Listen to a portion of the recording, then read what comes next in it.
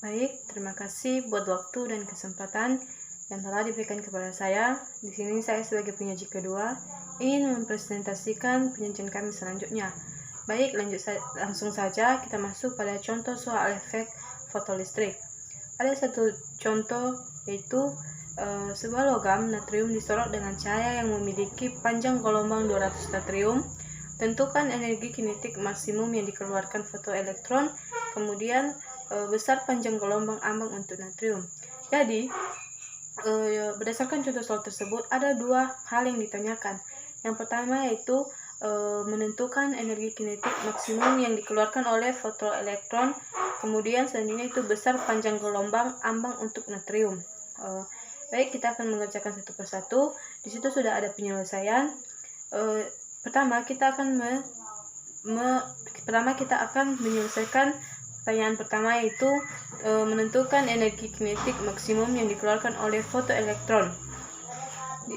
Berarti berdasarkan hal tersebut yang ditanya adalah energi kinetik, di mana rumus energi kinetik yaitu Hc per lambda dikurang V.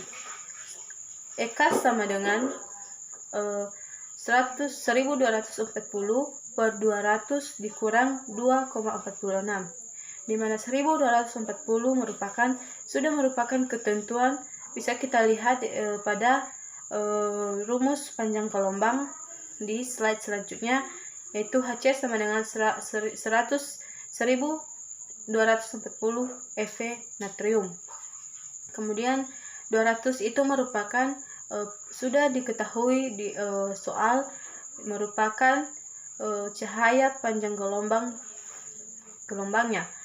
Kemudian 2,46 itu merupakan juga sudah merupakan ketentuan yaitu ketentuan dari V, yaitu kemudian 1240 dibagi 200 menghasilkan 6,2. Kemudian yang 6,2 tersebut dikurang dengan 2,46, di mana hasil pengurangan tersebut menghasilkan EK sama dengan 3,74 eV. Jadi besar energi kinetik yang dikeluarkan fotoelektron adalah 3,74 eV. Selanjutnya yang ditanyakan yaitu besar panjang gelombang ambang untuk natrium. Nah, besar yang ditanya di situ merupakan besar panjang gelombang, di mana rumusnya yaitu lambda 0 sama dengan C per F0. Nah, di bawahnya itu ada lambda 0 dikurang Hc per V. Nah, itu tidak berpengaruh karena lambda 0 sama dengan C per F0 memiliki atau sama dengan lambda 0 sama dengan Hc per V. Selanjutnya di situ lambda 0 sama dengan 1240 itu merupakan Hc, kemudian 2,46 itu merupakan V. Jadi 1240 dibagi dengan 2,46 menghasilkan lambda 0 sama dengan atau panjang gelombang sama dengan 504 natrium. Jadi panjang gelombang yang dikeluarkan natrium adalah 504 natrium.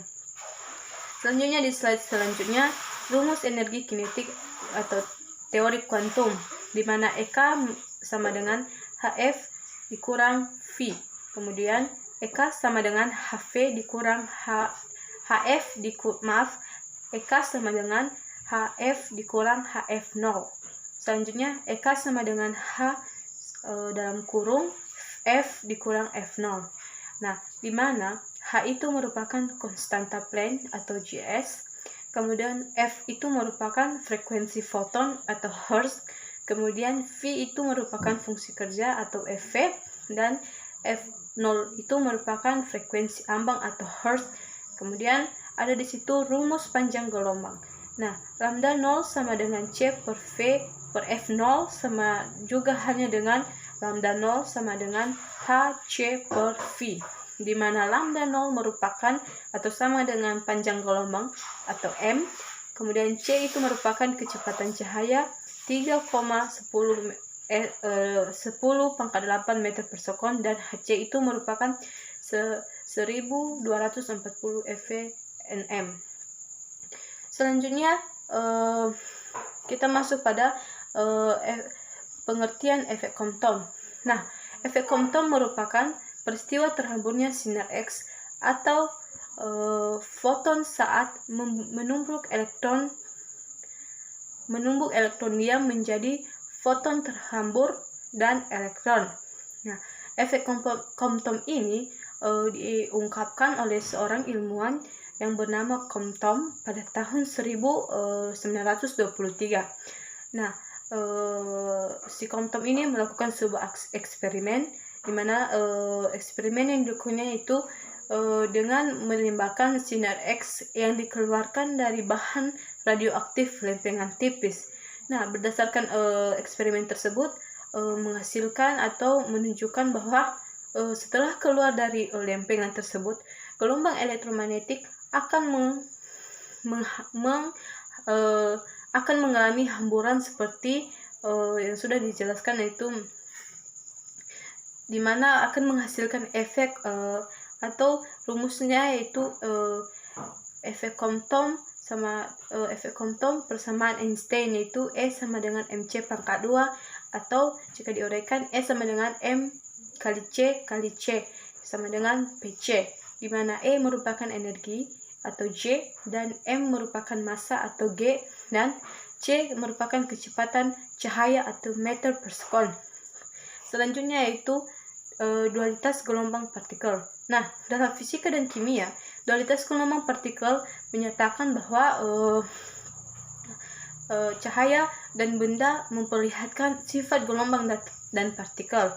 Nah, konsep utama dalam mekanika kuantum, dualitas menyatakan sebuah kekurangan konsep konvensional seperti partikel dan gelombang untuk menjelaskan partikel objek gelombang kuantum, untuk menjelaskan perilaku objek kuantum. Baik, demikian hasil presentasi dari saya. Jika ada kekurangan ataupun kelemahan, kami mohon maaf. Sekian dan terima kasih.